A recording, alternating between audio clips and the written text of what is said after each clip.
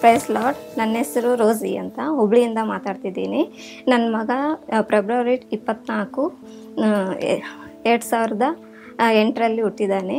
ಅವನ ಹೆಸರು ಜತಿನ್ ಅಂತ. ಸ್ವಲ್ಪ ದಿವಸ 8 ವರ್ಷ ಆದಮೇಲೆ 2016 ಆಗಸ್ಟ್ನಲ್ಲಿ ನನ್ನ ಮಗುಗೂ ಆರಾಮಿದ್ದಿಲ್ಲ. ಭಾಳ ಅಂದರೆ ಭಾಳ ಆರಾಮಿದ್ದಿಲ್ಲ. ಎಲ್ಲಿ ಹೋಗಿದ್ರು ಜ್ವರ, ಅದು ಇದು ಬರೋದು ಹೋಗೋದು. ನಮ್ಗೆ ಬೇಜಾರಾಗುತ್ತೆ. ನಮ್ಮ ಮನಸ್ಸನ್ನ, ನಮ್ಮ ಮನೆಗೆ ನಮ್ಮ ತಾಯಿ ಆಗಲಿ ನಮ್ಮ ತಂಗಿ ಆಗಲಿ ಎಲ್ಲರೂ ಏನಪ್ಪ ಇದು ಹೋಗೋದು ಬರೋದು ಅಂತ ಭಾರಿ ಬೇಜಾರಿನಲ್ಲಿದ್ದೀವಿ. 2 months ಫೀವರ್ ಬರ್ತಾನೆ ಇತ್ತು, ಕಮ್ಮಿನೇ ಆಗಲಿಲ್ಲ. ಡಾಕ್ಟರ್ಸ್ ಹತ್ರ ಎಲ್ಲರ ಹತ್ರ ತೋರಿಸಿದ್ವಿ, ಕಮ್ಮಿ ಆಗಲಿಲ್ಲ. ಆಮೇಲೆ ಹುಬ್ಳಿಯಲ್ಲಿ KIMS ಹಾಸ್ಪಿಟಲಲ್ಲಿ ತೋರಿಸಿದ್ಮೇಲೆ ಅವರು ಟ್ರೀಟ್ಮೆಂಟ್ ಫೀವರ್ ಅಲ್ಲ ನೋಡೋಣಮ್ಮ ಅಂತ ಟ್ಯಾಬ್ಲೆಟ್ಸ್ ಎಲ್ಲ ಕೊಟ್ಟರು, ಕಮ್ಮಿ ಆಗಲಿಲ್ಲ. ಆವಾಗ ನಮಗೆ ತುಂಬ ತೊಂದರೆ. ಹೆಣ್ಮಕ್ಳಿಗೂ ಗಂಡು ಮಗು ಇಲ್ಲ, ಒಂದು ಹುಡುಗಿಗೆ ಒಂದು ಹುಡುಗಿಗೆ ಒಂದು. ಇವು ನೋಡಿದ್ರೆ 2 ಹೆಣ್ಮಕ್ಳು, 1 ಗಂಡು ಮಗು. ಆದರೆ ಅವನಿಗೆ ಆರಾಮಿಲ್ಲ. ಅವನು 8 ಪರೀಕ್ಷೆ ಬರ್ದಾನು 2ನೇ ತರಗತಿ ಬಂದು ಅವ್ರ ತವ್ರ ಮನೆಗೆ ಅಂತ ಹೋಗಿ ಕಳ್ಸ್ಯಾರ ಮಗುಗೆ. ಅಲ್ಲಿ ಕಳಿಸಿದ್ರೆ ಅಲ್ಲಿ ಹೋಗಿ ಇದ್ದ ಮಗ. ಅಲ್ಲಿದ್ದ ಕೂಡಲೇ ಅವನಿಗೆ ಜ್ವರ ಬರ್ತಿದ್ದು. ಇಲ್ಲಿನ ಒಂದಿಷ್ಟು ಆರಾಮಿಲ್ಲ. ಆಮೇಲೆ ಅಲ್ಲಿ ಹೋಗಿದ್ದ ಕೂಡ ತುಂಬ ಜ್ವರ. ಆಮೇಲೆ ಹಾಸ್ಪಿಟಲ್ನಲ್ಲಿ ಹೋಗಿದ್ರೆ ಹಾಸ್ಪಿಟಲ್ನಲ್ಲಿನೂ ಸ್ವಲ್ಪ ಬೇರೆ ಅಂದಿದ್ದು. ಇದು ಹೋಗ್ತಾ ಬರ್ತಾಯಿದ್ದೆ, ಸ್ವಲ್ಪ ಗಡ್ಡೆ ಐತಿ, ಗಡ್ಡೆನಲ್ಲಿ ಇದು ಮಾಡೋಣ ಅಂತ, ಸರ್ಜರಿ ಮಾಡೋಣ ಅಂತ. ಸರಿ ಹಂಗೆ ಆಗಲಿ ಅಂತ KIMSನಲ್ಲಿ ಅಡ್ಮಿಟ್ ಮಾಡಿವಿ, ಸರ್ಜರಿ ಮಾಡಿವಿ.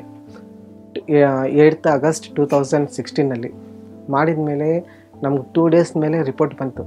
ರಿಪೋರ್ಟ್ ಬಂದಿದ್ರೆ ಅದು ಹಾರ್ಟ್ ಬ್ರೋಕ್ ಆಗಿಬಿಟ್ಟಿದೆ ಅಂತ ರಿಪೋರ್ಟ್ ಬಂದಿದೆ.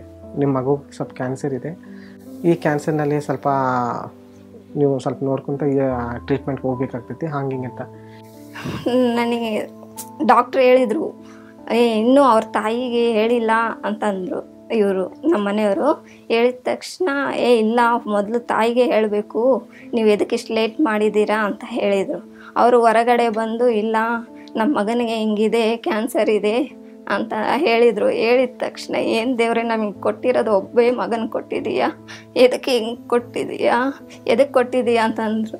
ನಾನು ಮನಸ್ಸಲ್ಲಿ ಎದಕ್ಕೆ ಕೊಟ್ಟಿದ್ದಾನೆ ದೇವರು ಗೊತ್ತೇ ಆಗಲಿಲ್ಲ. ನಾ ಅಲ್ಲೇ ಕುತ್ಕೊಂಡ್ಬಿಟ್ಟು ಹಾಸ್ಪಿಟಲಲ್ಲಿ. ಇವರು ಅಣ್ಣವ್ರು ಕೂಡ ಇದ್ದರು ಜೊತೆಗೆ. ಅಣ್ಣವರು ನಮ್ಮ ಮನೆಯವರು ಇಬ್ಬರು ಏನಾಗಲ್ಲಮ್ಮ, ಅವರು ಬೆಂಗಳೂರಿಗೆ ಹೋಗಿದ್ದೆ ಅಣ್ಣ ಅಂತದಿದ್ದಾರಲ್ಲ, ಹೋಗೋಣ ಅಲ್ಲಿ ತೋರಿಸೋಣ ಅಂತ ನಮ್ಮ ಮನೆಯವರು ಅಣ್ಣವರು ಇಬ್ಬರು ಧೈರ್ಯ ಮಾಡಿ ಏನಾಗಲ್ಲ ಅಂತಂದು ನನಗೆ ಭಾಳ ಬೇಜಾರ. ನಮ್ಗೆ ಕೊಟ್ಟಿದ್ದು ಒಂದೇ ಮಗ, ಕೊಟ್ಟಿದ್ದಲ್ಲಿ ಹಿಂಗಾಗಿದೆ ಅಂತ ನಮ್ಮ ಮನೆಯಾಗ ನಮ್ಮ ತಾಯಿ ಆಗಲಿ ನಮ್ಮ ತಂಗಿ ಆಗಲಿ ಎಲ್ಲರೂ, ನಮ್ಮ ಅತ್ತೆಯವರಾಗಲಿ ಭಾರಿ ಹಾರ್ಟ್ ಬ್ರೋಕ್ ಆಗಿದ್ರೆ. ಏನು ಇಂದ ಎಲ್ಲರಿಗಿನ ಇರೋದು ಅವನೊಬ್ಬನೇ ಇದ್ದಾನೆ ಏನಂತ ಎಲ್ಲರೂ ಭಾರಿ ಮಂದಿ ಪ್ರೇರ್ ಮಾಡ್ತಿದ್ದಾರೆ. ನಮಗೆ ತುಂಬ ತೊಂದರೆ. ಒಂದು ಮಗು ಇತ್ತು, ಇದೇ ಹಾಕು ಹಿಂಗೆ ಬಂದೈತಿ, ದೇವ್ರೆ ಅಂತ ದೇವ್ರಿಗೆ ಬೇಡ್ಕೊಳ್ಳೋದು. ದೇವ್ರ ಕಡೆ ಎಲ್ಲ ಚಿಕ್ಕವರಲ್ಲೇ ಹೇಳ್ತೇವೆ, ಏನು ಮಾಡಪ್ಪ ಇವನು ಸಲುವಾಗಿ.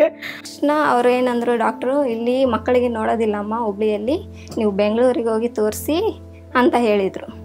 ಅಂತ ಹೇಳಿದ್ಮೇಲೆ ನಾವು ಒಪ್ಕೊಂಡು ಬಂದ್ವಿ, ನಾವು ಬೆಂಗಳೂರಿಗೆ ಹೋಗ್ತೀವಿ ಅಂತ ಹೇಳಿದರು. ಆಮೇಲೆ ಜೀಸಸ್ ಕಾಲ್ಸ್ ಹತ್ರ ಹೋದ್ವಿ.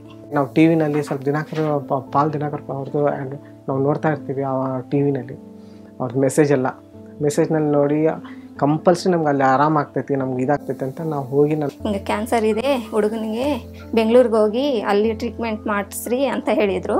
ಹೇಳಿದ ತಕ್ಷಣ ಅಕ್ಕವ್ರು ಅಂದರು, ನೀವೇನು ಹೆದರಬೇಡ್ರಿ, ನಾನು ಅಂಕಲ್ಗೆ ಹೇಳ್ತೀನಿ, ಅವ್ರ ಹತ್ರ ಪ್ರೇಯರ್ ಮಾಡಿ ಅಂತ ಹೇಳ್ತೀನಿ ಅಂತಂದರು. ಆವಾಗ ನಾವು ಜೀಸಸ್ ಕಾಲ್ಸಲ್ಲಿ ಜತಿನ್ಗೆ ಪಾರ್ಟ್ನರ್ಶಿಪ್ ಮಾಡಿಸಿದ್ವಿ. ಪಾರ್ಟ್ನರ್ಶಿಪ್ ಮಾಡಿಸಿದ್ಮೇಲೆ ಅವ್ರು ಕಣ್ಣೀಟು ಪ್ರಾರಂಭ ಮಾಡ್ರು, ನೀವು ಏನು ಭಯಪಡ ಬ್ರದರ್, ನಿಮಗೆಲ್ಲ ನೀವು ದೇವ್ರು ನಿಮ್ಮ ಕಡೆ ಇದ್ದಾನೆ, ನಿಮ್ಮ ಮಗುಗೆ ಆರಾಮಾಗ್ತದೆ, ನೀವು ಏನು ಭಯಪಡ ಅಂತ ನಮ್ಗೆ ಭಾರಿ ಪ್ರೇಯರ್ ಮಾಡಿ. ಇಲ್ಲ ಅಂದ್ರೆ ಒಂದು 1 hour ಪ್ರೇಯರ್ ಮಾಡಿಬಿಟ್ರು. ಅವ್ನಿಗೆ ತಲೆ ಇಟ್ಕೊಂಡು ನನ್ನ ಮಗದು ಪ್ರೇಯರ್ ಮಾಡಿಸ್ಕೊಂಡಿದ್ದೆ. ಅವ್ರಿಂದ ನನಗೂ ನನ್ನ ಮಗುಗೆ ಏನಿಲ್ಲ ಅಂತಲೇ ನನಗೂ ಆಟಕ ಇತ್ತು ಅವ್ರ ಪ್ರೇಯರ್ ಮಾಡಿದ ಮೇಲೆ. ನಾವು ಬೆಂಗಳೂರಿಗೆ ಹೋಗೋಕ್ಕಿಂತ ಮುಂಚೆನೇ ಅಂಕಲ್ ಲೆಟರ್ ಕಳಿಸಿದ ತಕ್ಷಣ ಅವರು, ನೀವೇನು ಹೆದರಬೇಡಿ, ನಾವು ನಿಮಗೋಸ್ಕರ ರಾತ್ರಿ ಹಗಲು ಪ್ರೇಯರ್ ಮಾಡ್ತಾನೆ ಇದ್ದೀವಿ, ನಿಮ್ಮ ಮಗನಿಗೋಸ್ಕರ, ನೀವು ಹೆದರದೆ ಕ್ಷೇಮವಾಗಿ ಹೋಗಿ ಅಂತಂದು ಹೇಳಿ ಲೆಟರಲ್ಲಿ ಕಳಿಸಿದ್ರು. ಅದ್ರ ಪ್ರಕಾರ ನಾವು ಜತಿನ್ಗೆ ಆಯಿಲ್ ಕೂಡ ಕೊಟ್ಟರು. ಅಂಕಲ್ ಕೊಡು ಅಂತ ಹೇಳಿದರು. ನಾವು ದಿನಾಲೂ ಪ್ರೇಯರ್ ಮಾಡಿ ಆಯಿಲ್ ಹಚ್ಚಿ ಪ್ರೇಯರ್ ಮಾಡಿದ್ವಿ. ಮತ್ತು ಒಂದು ಸ್ಕ್ಯಾನಿಂಗ್ ತೆಗ್ದೀವಿ, ಪೆಟ್ ಸ್ಕ್ಯಾನಿಂಗ್ ಅಂತ. ಪೆಟ್ ಸ್ಕ್ಯಾನಿಂಗ್ ತೆಗೆದ ಮೇಲೆ ಅದು ಫೆಬ್ರವರಿನಲ್ಲಿ ತೆಗ್ದೀವಿ 2018. ಸ್ಕ್ಯಾನಿಂಗ್ ರಿಪೋರ್ಟ್ ತೊಗೊಂಡು ನಾವು ಡಾಕ್ಟ್ರ್ ಹತ್ರ ಹೋದ್ವಿ. ಡಾಕ್ಟ್ರ್ ಹೇಳಿದರು ಏನು ಪ್ರಾಬ್ಲಮ್ ಇಲ್ಲ, ಎಲ್ಲ ಚೆನ್ನಾಗಿದೆ ಅಂದ ತಕ್ಷಣ ನಮಗೆ ನಾವು ಮೊದಲು ಯಾರನ್ನೂ ನೋಡಲಿಲ್ಲ, ಅಲ್ಲಿ ನಮ್ಮ ಜೀಸಸ್ನೇ ನೋಡಿದ್ವಿ. ಅದೇ ರೀತಿಯಾಗಿ ನಮಗೆ ನೆನಪು ಬಂದಿದ್ದು ಪಾಲ್ ದಿನಕರನ್ ಅಂಕಲ್ ಅವರು ಹೇಳಿದ್ದು. ನಾವು ಬೆಂಗಳೂರಿಗೆ ಹೋಗೋಕ್ಕಿಂತ ಮುಂಚೆ ಅವರು ಲೆಟ್ರ್ ಬರ್ದು ಕಳಿಸಿದ್ರಲ್ಲ, ಅದೇ ನೆನಪು ಬಂತು. ಅವರು ನೆನಪು ಬಂದರು. ನಮ್ಗೆ ಅಲ್ಲಿ ಎಷ್ಟು ಜನ ಡಾಕ್ಟ್ರ್ ಇದ್ರೂ ಅವ್ರು ಯಾರೂ ನಮಗೆ ಕಾಣಿಸ್ಲಿಲ್ಲ. ಅಷ್ಟು ಬಹಳ ಸಂತೋಷವಾಯಿತು. ಸಂತೋಷ ನಮಗೆ ತಟ್ಕೊಳಕ್ಕೆ ಆಗಲಿಲ್ಲ. ಇನ್ನು ಎಲ್ಲರಿಗೂ ಫೋನ್ ಮಾಡಿ ಹೇಳಿದ್ವಿ. ಮನೆಗೆ ಬಂದ ತಕ್ಷಣ ನಾವು ಫಸ್ಟ್ ಜೀಸಸ್ ಕಾಲ್ಸ್ ಹತ್ರ ಹೋಗಿ ಅವ್ರ ಹತ್ರ ಮೇಡಮ್ ಹತ್ರ ಮಾತಾಡಿ ಅಂಕಲ್ಗೆ ಲೆಟ್ರ್ ಬರೆದ್ವಿ. ಅಂಕಲ್ ಪಾಲ್ ದಿನಕರನ್ ಅಂಕಲ್ ಅವರು, ನೀವು ನಮಗೋಸ್ಕರ ಭಾಳ ಪ್ರೇಯರ್ ಮಾಡಿದ್ದೀರಾ ಅಂತ ಹೇಳಿ ಅವರಿಗೆ ಕೃತಜ್ಞತಾ ಲೆಟ್ರ್ ಬರೆದು ಕಳಿಸಿದ್ವಿ. ಇವನು ನನ್ನ ಮಗ ಜತಿನ್ ಅಂತ. 2008ರಲ್ಲಿ ಹುಷಾರಿರಲಿಲ್ಲ.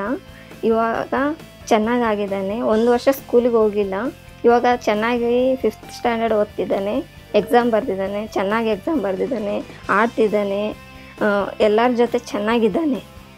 ಅದೇ ರೀತಿಯಾಗಿ ನಮಗೋಸ್ಕರ ಪ್ರಾರ್ಥನೆ ಮಾಡಿದ ಪಾಲ್ ದಿನಕರ್ ಅಂಕಲ್ ಅವರ ಕುಟುಂಬಕ್ಕೂ, ಪಾಲ್ ದಿನಕರ್ ಅಂಕಲ್ಗೂ ಎಲ್ಲರಿಗೂ ನಮ್ಮ ಕುಟುಂಬದ ಪರವಾಗಿ ವಂದನೆಗಳನ್ನು ಸಲ್ಲಿಸ್ತಿದ್ದೇನೆ.